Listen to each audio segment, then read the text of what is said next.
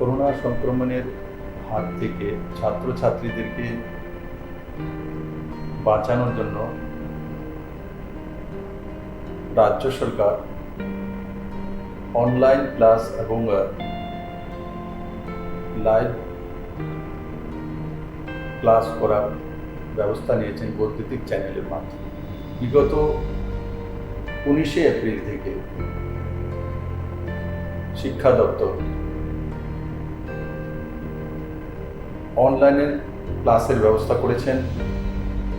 আমি আশা করি তাতে রাজ্যের ছাত্রছাত্রীরা লাভান্বিত হয়েছেন। আর দ্বিতীয় 6 জুন থেকে বৈদ্যুতিক চ্যানেলের মাধ্যমে লাইভ ক্লাসের ব্যবস্থা করা। আমি আশা করি এই ক্লাসগুলো সমস্ত ছাত্রছাত্রীরা অ্যাটেন্ড করবেন এবং তার সুফল রাজ্যের সমস্ত ছাত্রছাত্রীরা এবং তার পরিবারের সদস্যরাও পেতে সক্ষম।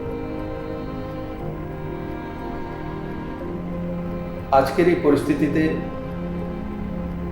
কোনোভাবেই রাজ্য সরকার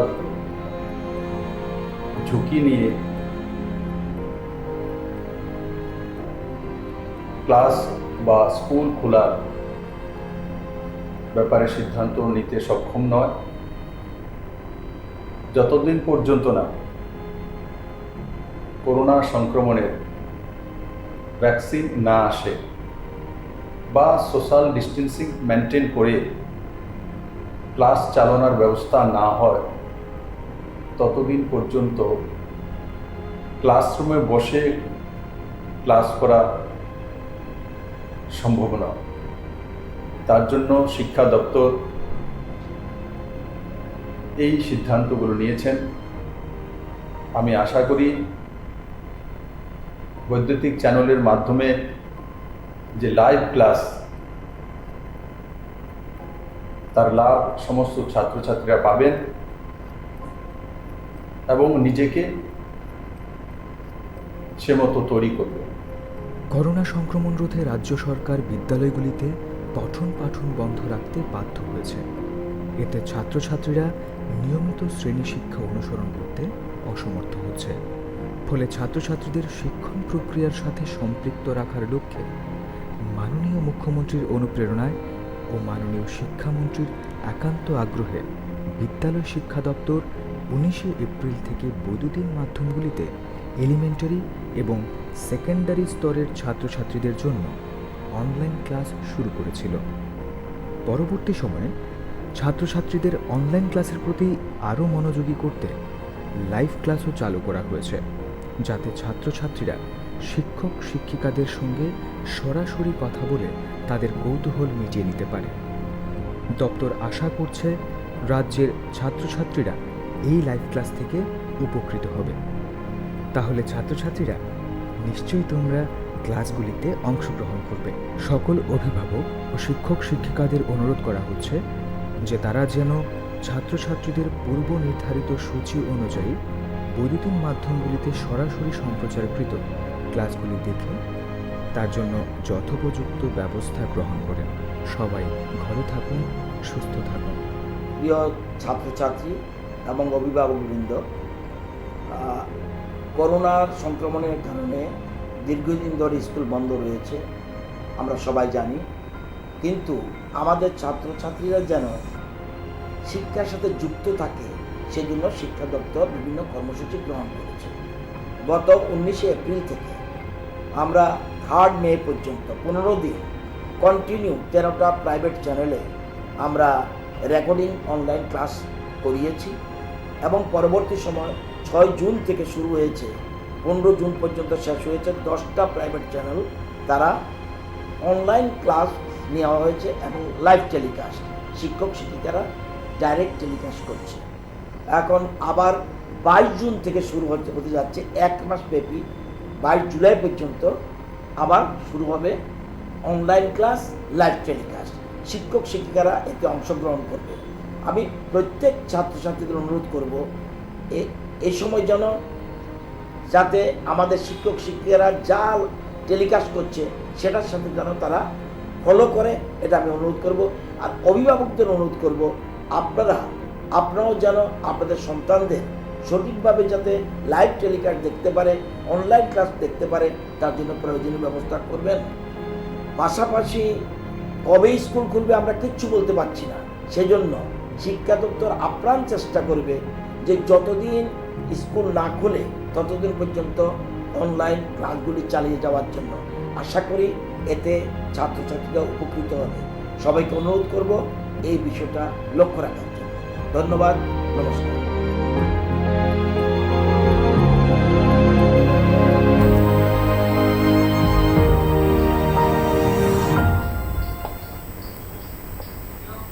নমস্কার, স্বাগত জানাই মৃণালিনী এনএন। আশা করি আজকের টাইমটা হয়তো বা একটু অন্যরকম, যদিও কোনো ছাত্রছাত্রী তোমরা উপস্থিত না থাকো তাহলে তোমরা পরবর্তী সময় আবার আমাদের ক্লাস দেখতে পারবে। তবে আমরা প্রতিদিনই সন্ধ্যার সময় আসতাম, সন্ধ্যা 7:30 থেকে ক্লাস শুরু করতাম আজকের যে লাইভ অনলাইন ক্লাস। তবে আমাদের যে নতুন যে লিস্ট এসেছে সেই লিস্ট অনুযায়ী আমাদের আগামী মাস পর্যন্ত যে ক্লাস থাকবে, 1 মাস ব্যাপী, সেই ক্লাস কিন্তু বিকাল 4টা থেকে শুরু হবে এবং বিকাল 4:30 পর্যন্ত চলবে। তবে সবাইকে জানিয়ে রাখছি, সবাই বিকাল 4টার সময় সকল ছাত্রছাত্রীরা তোমরা একদম প্রস্তুত হয়ে যাবে বিভিন্ন শিক্ষক শিক্ষিকাদের লাইভ অনলাইন ক্লাস ফলো করার জন্য। তবে এখনকার যে এই লিস্টে যে ক্লাসটা শুরু হয়েছে সেই কিছুটা পরিবর্তন হয়েছে সেই ক্লাসে। তবে তোমরা এই মুহূর্তে ফোন করতে পারবে না, তোমরা শুধুমাত্র ক্লাস উপভোগ করতে পারবে এবং স্যারের ক্লাস মনোযোগ সহকারে শুনতে পারবে। তোমরা ফোন করতে পারবে না এই ক্লাসে, এই লিস্টের ক্লাসে তোমরা ফোন করতে পারবে না, শুধুমাত্র উপভোগ করতে পারবে। তবে আজ তোমাদের সামনে 10ম শ্রেণীর রসায়ন বিদ্যা নিয়ে আলোচনা করবে, যিনি আগেও আলোচনা করেছিলেন এবং আজকেও তোমাদের সামনে আলোচনা করবেন, শিক্ষক গৌতম রয় বর্মন। নমস্কার স্যার। আপনাকে নমস্কার। আশা করি স্যারকে তোমরা চিনে ফেলেছো, কারণ তোমরা স্যারের ক্লাস আগেও ফলো করেছো এবং আজকেও স্যার তোমাদের সামনে ক্লাস করাবেন খুব সুন্দর করে। আশা করি তোমরা সবাই একদম মনোযোগ সহকারে শুনবে। তবে তোমাদের জন্য একটা জিনিস বলে দিচ্ছি, তোমরা যদি কোনো ক্ষেত্রে অসুবিধা হয়ে থাকো তাহলে তোমরা নিশ্চয়ই স্যারের বা আমাদের যে ফেসবুকের পেজ রয়েছে, তোমরা সেই ফেসবুকের পেজ থেকে তোমরা আবারও পুনরায় স্যারের ক্লাস ফলো করতে পারো। এছাড়াও আমাদের যে ইউটিউবের অ্যাকাউন্ট রয়েছে সেই অ্যাকাউন্ট থেকে তোমরা পুনরায় আবার স্যারের ক্লাস ফলো করতে পারো। ঠিক আছে স্যার, আমি আর কথা বাড়াই না, আপনি শুরু করে দিন। হ্যালো স্টুডেন্ট, তোমরা তো ইতিমধ্যে জেনে গেছো যে আজকের ক্লাসটা 4টা থেকে 4:30 পর্যন্ত হবে।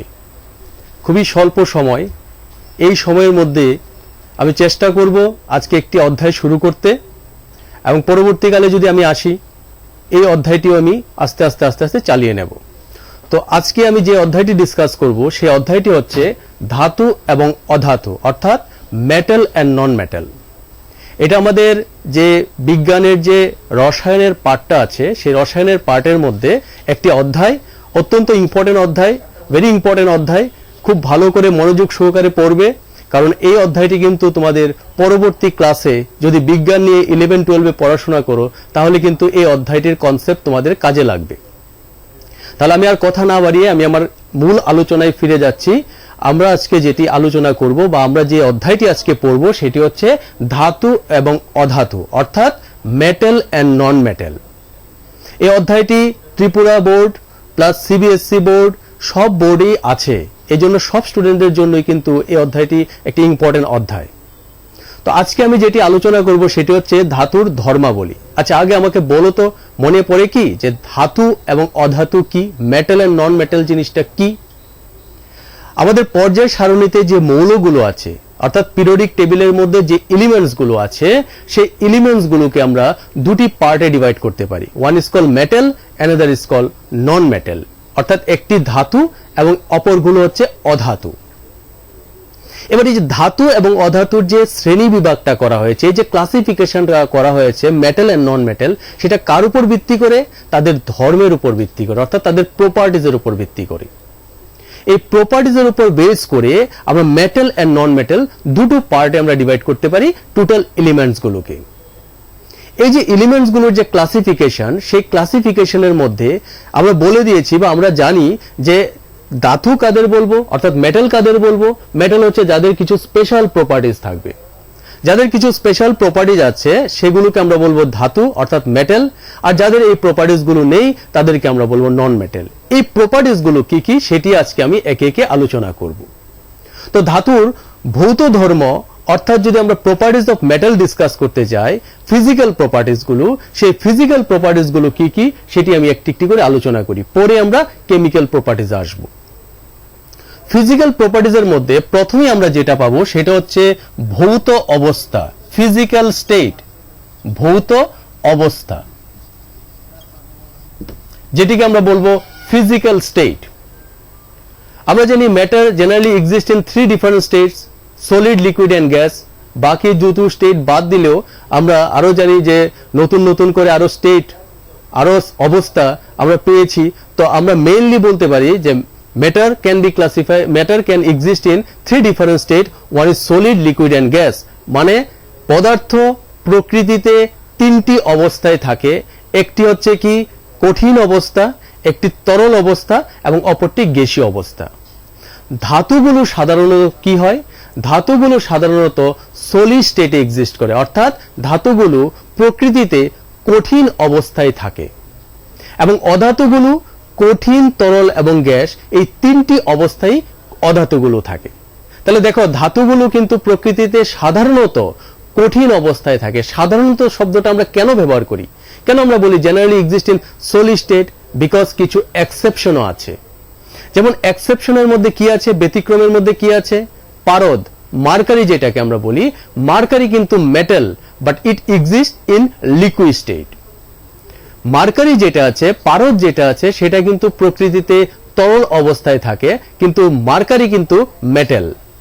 তাহলে যে ভৌত ধর্মগুলো আমি এখন আলোচনা করব, তোমরা কিন্তু বই থেকে প্রত্যেকটি ভৌত ধর্মের যে এক্সেপশন গুলো আছে, অর্থাৎ ধাতু কিন্তু ওই ধর্মটা সে প্রদর্শন করে না, বা অধাতু সে এই ধর্মটা প্রদর্শন করে, করার কথা না কিন্তু করে, সেটা কিন্তু তোমাকে খেয়াল রাখতে হবে, ভালো করে পড়বে, কারণ পরীক্ষার মধ্যে আসতে পারে এমন একটি ধাতুর নাম করো যেটি প্রকৃতিতে তরল অবস্থায় বিদ্যমান। তাহলে আমরা কি পেলাম? আমরা পেলাম যে metal generally exist in solid state, but mercury is a metal but it exist in liquid state. তাহলে মার্কারি হচ্ছে এমন একটি ধাতু যেটি তরল রূপে থাকে, কিন্তু ধাতুগুলো সাধারণত প্রকৃতিতে কঠিন অবস্থায় থাকে। 2 নম্বর যে ধর্মটা, যে প্রপার্টিসটা আমরা ডিসকাস করব, সেটা হচ্ছে কি? সেটা হচ্ছে কাঠিন্যতা, অর্থাৎ হার্ডনেস। অর্থাৎ ধাতুগুলো সাধারণত কি হয়? কঠিন হয়, খুব শক্ত প্রকৃতির হয়, যেগুলোকে আমরা সহজে কাটতে পারি না, ছুরি দিয়ে কাটা যায় না। ধাতুগুলো সাধারণত কি হয়? কঠিন হয়, হার্ড হয়। কিন্তু অধাতুগুলো সাধারণত কিন্তু নরম প্রকৃতির হয়। কিন্তু দেখো ব্যতিক্রম হিসেবে সোডিয়াম, পটাশিয়াম, এই যে ধাতুগুলো আছে, এই ধাতুগুলো কিন্তু নরম, ছুরি দিয়ে কাটা যায়। তাহলে আমি প্রথমেই বললাম, যখনই একটি ধর্ম পড়বে, যখন একটি প্রপার্টিজ আমরা ডিসকাস করব, সাথে সাথে কিন্তু তার এক্সেপশনটা মনে রাখতে হবে।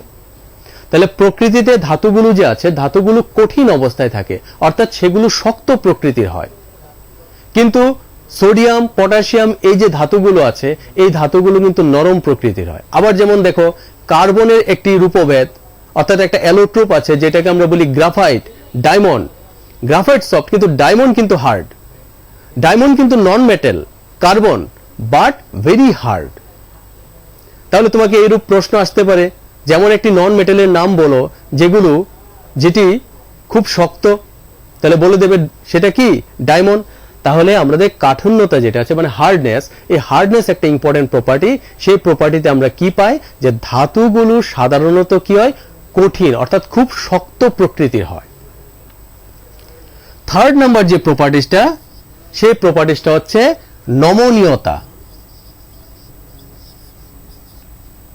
নমনীয়তা, যেটাকে আমরা বলি মেলেবিলিটি। দেখো ধাতুকে যদি একটি হাতুড়ি দিয়ে পেটাতে থাকি, একটি ধাতুর টুকরো নিয়ে, তার মধ্যে যেমন একটি লোহার টুকরো নিয়ে যদি তুমি পেটাতে থাকো, বা যারা কর্মকার, যারা দা বটি এগুলো বানায়, এই দোকানগুলোতে দেখেছো এই দোকানগুলোতে গেলে দেখবে যে কি হয়, এরা ধাতুর একটি টুকরো নিয়ে অর্থাৎ আয়রনের একটি টুকরো নিয়ে সেটাকে পেটাতে থাকে। যখন পেটাতে থাকে তাহলে কি হয়, সেটা দেখবে শীটে রূপান্তরিত হয় অর্থাৎ পাতে রূপান্তরিত হয়। এই যে পাতে রূপান্তরিত হওয়া, সেটাকে আমরা বলি ধাতুর নমনীয়তা। অর্থাৎ ধাতুকে যদি আমরা একটি হাতুড়ি দিয়ে পেটাতে থাকি তাহলে ধাতুটি কি হয়, পাতে রূপান্তরিত হয়। এই যে পাতে রূপান্তরিত হওয়া, সেটিকে আমরা বলি কিন্তু নমনীয়তা ধর্ম অর্থাৎ মেলেবিলিটি প্রপার্টি। আবার দেখো ব্যতিক্রমে আমরা বলতে পারি যে সোডিয়াম, পটাশিয়াম এগুলোকে যদি আমি পেটাতে থাকি সেগুলো কিন্তু পাতে রূপান্তরিত হবে না। তাহলে ব্যতিক্রমটা দেখলে, প্রত্যেকটা ধর্মের কিন্তু ব্যতিক্রম আছে। এটাই কিন্তু সবচেয়ে ইম্পর্টেন্ট জিনিস, ব্যতিক্রমগুলো ভালো করে পড়বে। সাধারণ ধর্ম তো আমাদের মনে থাকবেই, যেগুলো মনে থাকবে না সেগুলো হচ্ছে ব্যতিক্রম ধর্মগুলো। এই ব্যতিক্রম ধর্মগুলো কিন্তু একটু পড়বে প্রত্যেকটা ধর্মের সাথে সাথে। তাহলে নমনীয়তা যে ধর্মটি, সেই নমনীয়তা ধর্মটি হচ্ছে কোনটি? নমনীয়তা হচ্ছে একটি ধাতুকে যদি আমি হাতুড়ি দিয়ে পেটাতে থাকি, ধাতু কি হয়, পাতে রূপান্তরিত হয়। এই যে পাতে রূপান্তরিত হওয়া, সেটিকে আমরা বলি নমনীয়তা বা মেলেবিলিটি, শীটে রূপান্তরিত হওয়া। নেক্সট আমরা 4 নাম্বার যে ধর্মটা আলোচনা করব সেটা হচ্ছে প্রসার্যতা, যেটাকে আমরা বলি ডাকটিলিটি। প্রসার্যতা যে ধর্মটি, ডাকটিলিটি, সেটি কি? ধাতুকে যদি দুটি প্রান্তে ধরে আমরা টান দেই তাহলে সে কি হয়, সে কিন্তু তারে রূপান্তরিত হয়। বাড়িতে দেখবে আমাদের অনেক সময় তার পাওয়া যায়। তার বলতে কি, বেড়াটেরা বাঁধার জন্য যে তার ব্যবহার করি, ধাতুর তার, যেটাকে আমরা গুণা বলি। তুমি যদি দুদিক থেকে টান দাও তাহলে কিন্তু সেটি আরো সরু তারে রূপান্তরিত হবে। তাহলে ধাতুকে যদি দু প্রান্ত ধরে আমি টানি তাহলে কিন্তু ধাতু কিসে রূপান্তরিত হবে? ধাতু তারে রূপান্তরিত হবে। এই যে তারে রূপান্তরিত হওয়া, সেটিকে আমরা বলি ধাতুর প্রসার্যতা, সেটিকে বলি আমরা ধাতুর প্রসার্যতা। এখানে ব্যতিক্রমগুলো পড়বে, এখানে ব্যতিক্রমগুলো পড়বে। নাম্বার 5 নাম্বার যে ধর্মটি আছে সেই ধর্মটি হচ্ছে কি, সুনাদ। সুনাদ, যেটিকে আমরা বলি সোনারিটি। সুনাদ জিনিসটা কি দেখো, বিদ্যালয়ের ঘন্টা অর্থাৎ তোমাদের স্কুলের ঘন্টা বা বেল যেটা আছে সেটা দেখেছো তো, বা বাড়ি ঘরে দেখবে হাত থেকে যখন থালা বাসন নিচে পড়ে যায় ঝনঝন একটি শব্দ তৈরি হয়। এই যে শব্দটি যে তৈরি হয় সেই ধর্মটিকে আমরা বলি সুনাদ। বিদ্যালয়ের ঘন্টাটা তো, বিদ্যালয়ের যে বেলটা আছে সেটা তো কাঠেরও তৈরি হতে পারতো, কিন্তু কাঠের মধ্যে যদি তুমি আঘাত করো ঝনঝন শব্দ তৈরি হয় না। তাহলে ধাতুর একটি প্রধান ধর্ম হচ্ছে কি, ধাতুকে যদি আমি আঘাত করি ধাতু কি হয়, ধাতু ঝনঝন শব্দ তৈরি করে। এই যে ঝনঝন শব্দ তৈরি করা, সেটিকে আমরা বলি সুনাদ ধর্ম, সেটিকে আমরা বলি সুনাদ ধর্ম। তাহলে ধাতুর সুনাদ ধর্ম আছে। কিন্তু এক টুকরো কয়লা বা একটি কাঠের টুকরোকে যদি তুমি আঘাত করো তাহলে কি ঝনঝন শব্দ পাবে? না। তাহলে অধাতু যেগুলো আছে সে অধাতুগুলোর কিন্তু এই সুনাদ ধর্ম থাকে না। তাহলে ধাতুর সুনাদ ধর্ম থাকে কিন্তু অধাতুর সুনাদ ধর্ম থাকে না। নেক্সট যেটা আছে সেটা হচ্ছে উজ্জ্বলতা। লাস্টার যেটাকে বলে, উজ্জ্বলতাতে কি পাই আমরা? দেখো আশেপাশে, তোমার বাড়ির আশেপাশে যদি নতুন ডেউটিনের ঘর তৈরি করে বা কেউ যদি বাসন কুসন এগুলো রোদ্রে দেয়, তার মধ্যে যখন সূর্যের রশ্মি পড়ে তখন রশ্মিটি কি হয়, প্রতিফলিত হয় এবং দেখো চোখ ঝলসে যায়, তাই নাকি? তোমার বাড়ির আশেপাশে যদি কেউ নতুন ডেউটিনের ঘর করে তাহলে দেখবে ওই ঘরের দিকে তাকানো যায় না। কারণ ধাতুর একটি প্রধান ধর্ম হচ্ছে কি, ধাতুর উপর যদি আলোক রশ্মি আপতিত হয় তখন ওই রশ্মিটি সে প্রতিফলিত করে। এই যে প্রতিফলিত করার যে ধর্মটি, সেটিকে আমরা বলি কি, উজ্জ্বলতা। অর্থাৎ ধাতুর উজ্জ্বলতা ধর্ম থাকে। ধাতু পৃষ্ঠকে যদি আমরা কোনো শিরিষ কাগজ দিয়ে ঘষে পরিষ্কার করে নেই, চকচক করে নেই এবং তার মধ্যে যদি সূর্যের রশ্মি ফেলায় বা আলোক, যে কোনো আলোক ফেলায়, তখন এখান থেকে আলোকটি প্রতিফলিত। এই যে প্রতিফলিত হওয়ার ধর্ম, সেটিকে আমরা বলি তার উজ্জ্বলতা ধর্ম। অর্থাৎ ধাতুগুলো কি থাকে, উজ্জ্বল থাকে, কিন্তু অধাতুগুলো অনুজ্জ্বল থাকে। একটি পর্দা বা একটি কাপড়ের উপর যখন আলোক রশ্মি পড়ে সেখান থেকে আলোক প্রতিফলিত হয় না, বা হলেও ধাতুর মতো অতটা আলোক প্রতিফলিত করতে পারে না। তাহলে ধাতুর আরেকটি বিশেষ ধর্ম, যে ধর্মটি আমাদের মনে রাখতে হবে, সেই ধর্মটি হচ্ছে কি ধাতুর উজ্জ্বলতা ধর্ম। নেক্সট আমরা যেটা পড়ব সেটা হচ্ছে কি পরিবাহিতা।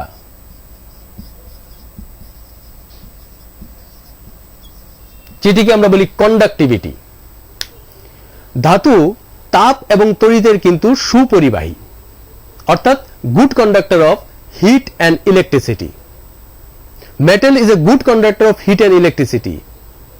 এবার দেখবে বাড়ি ঘরে যখন তোমার প্রেসার কুকার যদি রান্না করা হয়, মানে প্রেসার কুকারে যদি খাবার রান্না করা হয়, দেখবে তো একটু ভালো করে লক্ষ্য করে প্রেসার কুকারে যে হাতলটা থাকে সেখানে একটা প্লাস্টিকের কভার দেওয়া থাকে। বা আমাদের বাড়ি ঘরে মারা যখন রান্না করেন তখন দেখবে যখন হাঁড়িটা বসানো হয় সেটিকে ধরার জন্য কাপড় রাখে। সরাসরি কেন ধরতে পারে না? সরাসরি এই জন্য ধরতে পারে না কারণ এখানে কি হয়, এখানে হাত পুড়ে যাবে। কেন পুড়ে যাবে? কারণ ধাতু হচ্ছে তাপের সুপরিবাহী। ধাতুর মধ্য দিয়ে তাপ পরিবাহিত হয়। যে সকল পদার্থের মধ্য দিয়ে তাপ পরিবাহিত হয় তাদেরকে আমরা বলি পরিবাহী, তাপের পরিবাহী। That means the substance which can conduct heat, that is called conductor of heat. তাহলে এখানে কি হচ্ছে, metal is a good conductor of heat. সাথে সাথে মেটাল কিন্তু তড়িতেরও সুপরিবাহী। তুমি দেখবে বাড়ি ঘরের যে তোমার এই যে কারেন্টের যে তারগুলো থাকে, বৈদ্যুতিক তারগুলো যে থাকে, সেই তারগুলো যদি একটু খুলো ভেতরে দেখবে কি পাবে, হয়তোবা তামা বা অ্যালুমিনিয়াম, কপার বা অ্যালুমিনিয়াম আমরা পাবো। কপার এন্ড অ্যালুমিনিয়াম গুলো কি? মেটাল, ধাতু। এই জন্য আমরা কি করি, ধাতু যেহেতু তড়িৎ পরিবহন করতে পারে এই জন্য আমরা কিন্তু ধাতুটি তড়িতের পরিবাহী হিসেবে ব্যবহার করি। এবার দেখো ব্যতিক্রমে কি আছে, এমন একটা ধাতু আছে যেটি তড়িতের কুপরিবাহী। কোনটি? টাংস্টেন, যার ফর্মুলাটা হচ্ছে ডব্লিউ, সিম্বলটা হচ্ছে ডব্লিউ, সংকেতটা। টাংস্টেন কোথায় পায়? বাল্বের ফিলামেন্টে। আগে যে দেখবে যে বাল্বগুলো পাওয়া যেত আমাদের, এই বাল্বের মধ্যে দেখবে দেখা যায়, ওই বাল্বের ভিতরে দেখা যায়, জেনারেলি আমরা এলইডি বা সিএফএল এর মধ্যে সেটা দেখতে পাই না। আমাদের যে আগের পুরানো বাল্বগুলো ছিল সেই বাল্বগুলোর মধ্যে দেখবে একটি স্প্রিং এর মতো তার থাকে। এই স্প্রিং এর মতো যে তারটি সেটি হচ্ছে টাংস্টেন ধাতুর। এই যে ধাতুটি, এই ধাতুটি তাপের তড়িতের কুপরিবাহী। এই তড়িতের কুপরিবাহী হওয়াতে যখন তার মধ্যে দিয়ে আমি তড়িৎ চালনা করতে চাই সে তড়িৎ পরিবাহিত হতে দেয় না, এই জন্য ওই যে অংশটি গরম হয় এবং গরম হওয়াতে এখানে কিন্তু আলোকটা তৈরি হয়। তাহলে টাংস্টেন হচ্ছে এমন একটি ধাতু যে ধাতুটি তাপের আর তড়িতের কুপরিবাহী। আবার তোমার প্রশ্ন আসতে পারে এমন একটি অধাতুর নাম বলো যেগুলো তড়িতের সুপরিবাহী। মনে আছে এমন একটি অধাতু যেগুলো তড়িতের সুপরিবাহী? আমি কার্বন চ্যাপ্টার পড়ানোর সময় বলেছিলাম গ্রাফাইট। গ্রাফাইট হচ্ছে এমন একটি অধাতু। গ্রাফাইট কি? কার্বনের রূপওয়েত, কার্বনের একটি অ্যালোট্রপিক ফর্ম। গ্রাফাইট কিন্তু তড়িতের সুপরিবাহী। গ্রাফাইট আমরা কোথায় পাই? পেন্সিলের শীষ। এই জন্য কোনো সময় পেন্সিলের শীষ দিয়ে বা পেন্সিল দিয়ে সুইচ বোর্ডের কোনো কিছু পরিষ্কার করতে বা উন্মুক্ত কোনো বৈদ্যুতিক তারকে এই গ্রাফাইট দিয়ে অর্থাৎ পেন্সিল দিয়ে স্পর্শ করতে চেষ্টা করবে না, কারণ তড়িতের সুপরিবাহী বলে তোমার কিন্তু বিপদ হতে পারে।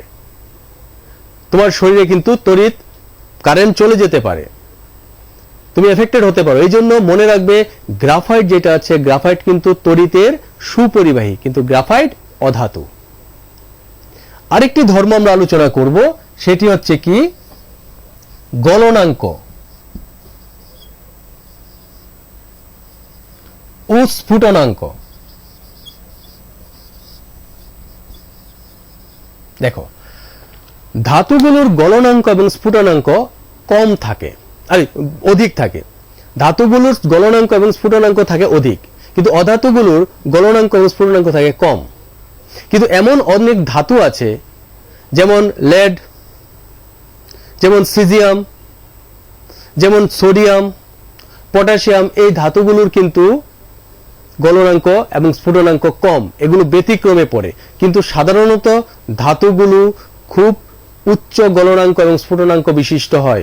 Melting point and boiling point, melting point and boiling point কিন্তু মেটেলের ভেরি হাই থাকে। তার রিজনটা হচ্ছে কি? তার রিজন হচ্ছে মেটেলের মধ্যে যে বন্ধনটা থাকে, যে বন্ডিংটা থাকে, সেই বন্ডিংটা হচ্ছে মেটালিক বন্ড, স্ট্রং বন্ড। তাহলে এখানে শক্তিশালী মেটালিক বন্ড থাকাতে, অর্থাৎ ধাতব বন্ধন থাকাতে ধাতুগুলোর কিন্তু গলনাঙ্ক এবং স্ফুটনাঙ্ক, that means melting and boiling point কিন্তু হাই থাকে। তাহলে এই যে ধর্মগুলো আমরা এখন আলোচনা করলাম, ভৌত অবস্থা, কাঠিন্যতা, ভৌত অবস্থা মানে ফিজিক্যাল স্টেট, কাঠিন্যতা মানে হার্ডনেস, নমনীয়তা, মেলেবিলিটি, প্রসার্যতা, ডাক্টিলিটি, সুনাদ, সোনারিটি, উজ্জ্বলতা বা যেটাকে আমরা লাস্টার বলি, তারপর হলো পরিবাহিতা, conductivity, melting point and boiling point, গলনাঙ্ক এবং স্ফুটনাঙ্ক, these are the main properties of metal. এবারে আমরা বলি কি, যে সকল পদার্থে বা যে সকল মৌলসমূহের এই ধর্মগুলো থাকবে তাদেরকে আমরা বলবো ধাতু, আর যে সকল মৌলসমূহের এই ধর্মগুলো থাকবে না তাদেরকে আমরা বলবো অধাতু। তাহলে আমাকে যদি বলে মেটাল এন্ড নন মেটালের ডিফারেন্সটা বা মেটাল এন্ড নন মেটালের ডেফিনেশনটা দাও, তাহলে আমরা বলবো কি, the elements which contain hardness, malleability, ductility, sonority, tensile strength, বা যে আমরা যেগুলো ধর্ম আমরা একটু আগে আলোচনা করলাম, সেগুলো যাদের মধ্যে থাকবে তাদেরকে আমরা বলবো মেটাল, এবং যাদের মধ্যে থাকবে না তাদেরকে আমরা বলবো নন মেটাল। কিন্তু একটা জিনিস মনে রাখতে হবে, সেটা হচ্ছে কি, ব্যতিক্রমগুলো। পরীক্ষার মধ্যে এগুলো খুব বেশি আসে, ব্যতিক্রমগুলো। তোমাকে যদি ধাতু অধাতুর পার্থক্য বলে, তাহলে ধাতু অধাতুর পার্থক্য তুমি লিখতে পারবে, কিন্তু তোমাকে ব্যতিক্রমগুলো শিখতে হবে। প্রত্যেকটা প্রপার্টিজের সাথে তার এক্সেপশনটা, প্রত্যেকটা প্রপার্টিজের সাথে তার এক্সেপশনটা তোমাকে শিখতে হবে। কিভাবে শিখবে? যেমন আমরা যদি বলি মেটাল জেনারেলি সলিড স্টেটে এক্সিস্ট করে, আমরা এক্সেপশন হিসেবে আমরা মনে রাখবো কি, এক্সেপশন হিসেবে আমরা মনে রাখবো কোনটা? Mercury. Mercury is a metal but it exist in liquid state at ordinary temperature. যেমন কাঠিন্যতা, আমরা বলবো যে metal are hard, but metal hard, but sodium, potassium, these are কিন্তু সফট মেটাল। মেলেবিলিটিতে আমরা এক্সেপশন মনে রাখবো, সেম সোডিয়াম পটাশিয়ামের এক্সাম্পল দিতে পারি। ডাক্টিলিটিতে সোডিয়াম পটাশিয়াম লেডের এক্সাম্পল দিতে পারি। সোনার যেটা আছে সেখানেও আমরা এক্সাম্পল দিতে পারি সোডিয়াম পটাশিয়ামের। উজ্জ্বলতা, পরিবাহিতা। তাহলে মনে রাখবে, এখানে যে ধর্মগুলো আমি আজকে আলোচনা করলাম, যে প্রপার্টিসগুলো আমরা এখানে আলোচনা করলাম, সেই প্রপার্টিসগুলোর প্রত্যেকটা ভালো করে মনে রাখা এবং সেই সাথে তার এক্সেপশনটা মনে রাখা। এই ছিল আমাদের ধাতুর ভৌত ধর্মগুলো। তাহলে ধাতুর ভৌত ধর্মের সাথে সাথে ধাতুর আমরা অধাতুর ভৌত ধর্মগুলো পেয়ে গেলাম। তাহলে ধাতু এবং অধাতুর ভৌত ধর্ম এবং তাদের যে পার্থক্যটা, সেই পার্থক্যটা তোমাকে ভালো করে পড়তে হবে।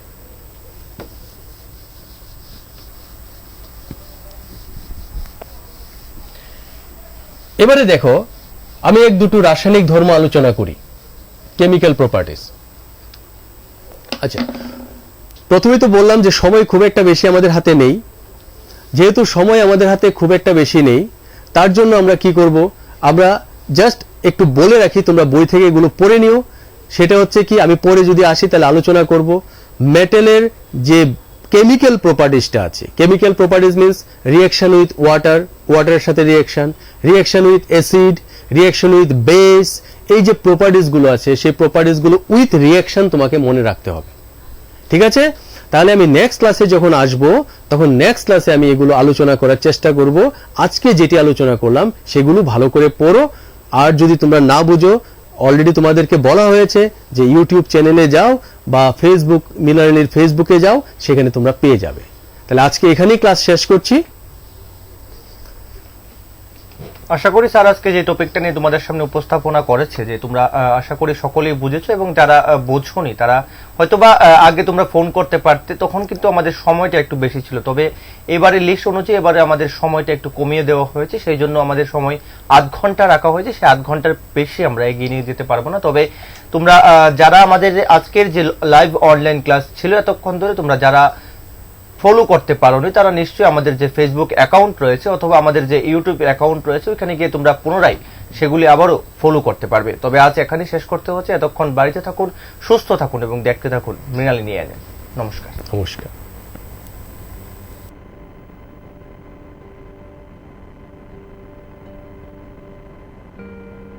করোনা সংক্রমণের হাত থেকে ছাত্রছাত্রীদেরকে বাঁচানোর জন্য রাজ্য সরকার অনলাইন ক্লাস এবং লাইভ ক্লাস করার ব্যবস্থা নিয়েছেন বৈদ্যুতিক চ্যানেলের মাধ্যমে। বিগত 19শে এপ্রিল থেকে শিক্ষা দপ্তর অনলাইনে ক্লাসের ব্যবস্থা করেছেন। আমি আশা করি তাতে রাজ্যের ছাত্রছাত্রীরা লাভান্বিত হয়েছেন। আর দ্বিতীয় 6 জুন থেকে বৈদ্যুতিক চ্যানেলের মাধ্যমে লাইভ ক্লাসের ব্যবস্থা করা। আমি আশা করি এই ক্লাসগুলো সমস্ত ছাত্রছাত্রীরা অ্যাটেন্ড করবেন এবং তার সুফল রাজ্যের সমস্ত ছাত্রছাত্রীরা এবং তার পরিবারের সদস্যরাও পেতে সক্ষম। আজকের এই পরিস্থিতিতে কোনোভাবেই রাজ্য সরকার ঝুঁকি নিয়ে ক্লাস বা স্কুল খোলার ব্যাপারে সিদ্ধান্ত নিতে সক্ষম নয় যতদিন পর্যন্ত না করোনা সংক্রমণের ভ্যাকসিন না আসে বা সোশ্যাল ডিস্টেন্সিং মেনটেন করে ক্লাস চালানোর ব্যবস্থা না হয় ততদিন পর্যন্ত ক্লাসরুমে বসে ক্লাস করা সম্ভব নয়। তার জন্য শিক্ষা দপ্তর এই সিদ্ধান্তগুলো নিয়েছেন। আমি আশা করি বৈদ্যুতিক চ্যানেলের মাধ্যমে যে লাইভ ক্লাস তার লাভ সমস্ত ছাত্রছাত্রীরা পাবেন এবং নিজেকে সে মতো তৈরি করবে। করোনা সংক্রমণ রোধে রাজ্য সরকার বিদ্যালয়গুলিতে পঠন পাঠন বন্ধ রাখতে বাধ্য হয়েছে। এতে ছাত্রছাত্রীরা নিয়মিত শ্রেণী শিক্ষা অনুসরণ করতে অসমর্থ হচ্ছে। ফলে ছাত্রছাত্রীদের শিক্ষণ প্রক্রিয়ার সাথে সম্পৃক্ত রাখার লক্ষ্যে মাননীয় মুখ্যমন্ত্রীর অনুপ্রেরণায় ও মাননীয় শিক্ষামন্ত্রীর একান্ত আগ্রহে বিদ্যালয় শিক্ষা দপ্তর 19শে এপ্রিল থেকে বৈদ্যুতিন মাধ্যমগুলিতে এলিমেন্টারি এবং সেকেন্ডারি স্তরের ছাত্রছাত্রীদের জন্য অনলাইন ক্লাস শুরু করেছিল। পরবর্তী সময়ে ছাত্রছাত্রীদের অনলাইন ক্লাসের প্রতি আরও মনোযোগী করতে লাইভ ক্লাসও চালু করা হয়েছে, যাতে ছাত্রছাত্রীরা শিক্ষক শিক্ষিকাদের সঙ্গে সরাসরি কথা বলে তাদের কৌতূহল মিটিয়ে নিতে পারে। দপ্তর আশা করছে রাজ্যের ছাত্রছাত্রীরা এই লাইভ ক্লাস থেকে উপকৃত হবে। তাহলে ছাত্রছাত্রীরা নিশ্চয়ই তোমরা ক্লাসগুলিতে অংশগ্রহণ করবে। সকল অভিভাবক ও শিক্ষক শিক্ষিকাদের অনুরোধ করা হচ্ছে যে তারা যেন ছাত্রছাত্রীদের পূর্ব নির্ধারিত সূচি অনুযায়ী বৈদ্যুতিন মাধ্যমগুলিতে সরাসরি সম্প্রচারকৃত ক্লাসগুলি দেখে তার জন্য যথোপযুক্ত ব্যবস্থা গ্রহণ করেন। সবাই ঘরে থাকুন, সুস্থ থাকুন। প্রিয় ছাত্রছাত্রী এবং অভিভাবকবৃন্দ, করোনার সংক্রমণের কারণে দীর্ঘদিন ধরে স্কুল বন্ধ রয়েছে, আমরা সবাই জানি। কিন্তু আমাদের ছাত্রছাত্রীরা যেন শিক্ষার সাথে যুক্ত থাকে সেজন্য শিক্ষা দপ্তর বিভিন্ন কর্মসূচি গ্রহণ করেছে। গত 19শে এপ্রিল থেকে আমরা 3 মে পর্যন্ত 15 দিন কন্টিনিউ 13টা প্রাইভেট চ্যানেলে আমরা রেকর্ডিং অনলাইন ক্লাস করিয়েছি এবং পরবর্তী সময় 6 জুন থেকে শুরু হয়েছে, 15 জুন পর্যন্ত শেষ হয়েছে 10টা প্রাইভেট চ্যানেল তারা অনলাইন ক্লাস নেওয়া হয়েছে এবং লাইভ টেলিকাস্ট, শিক্ষক শিক্ষিকারা ডাইরেক্ট টেলিকাস্ট করছে। এখন আবার 22 জুন থেকে শুরু হতে যাচ্ছে, 1 মাস ব্যাপী 22 জুলাই পর্যন্ত আবার শুরু হবে অনলাইন ক্লাস, লাইভ টেলিকাস্ট। শিক্ষক শিক্ষিকারা এতে অংশগ্রহণ করবে। আমি প্রত্যেক ছাত্রছাত্রীদের অনুরোধ করব এই সময় যেন যাতে আমাদের শিক্ষক শিক্ষিকারা যা টেলিকাস্ট করছে সেটার সাথে যেন তারা ফলো করে, এটা আমি অনুরোধ করব। আর অভিভাবকদের অনুরোধ করব, আপনারাও যেন আপনাদের সন্তানদের সঠিকভাবে যাতে লাইভ টেলিকাস্ট দেখতে পারে, অনলাইন ক্লাস দেখতে পারে, তার জন্য প্রয়োজনীয় ব্যবস্থা করবেন। পাশাপাশি কবে স্কুল খুলবে আমরা কিচ্ছু বলতে পারছি না, সেজন্য শিক্ষা দপ্তর আপ্রাণ চেষ্টা করবে যে যতদিন স্কুল না খুলে ততদিন পর্যন্ত অনলাইন ক্লাসগুলি চালিয়ে যাওয়ার জন্য। আশা করি এতে ছাত্রছাত্রীরা উপকৃত হবে। সবাইকে অনুরোধ করব এই বিষয়টা লক্ষ্য রাখার জন্য। ধন্যবাদ, নমস্কার।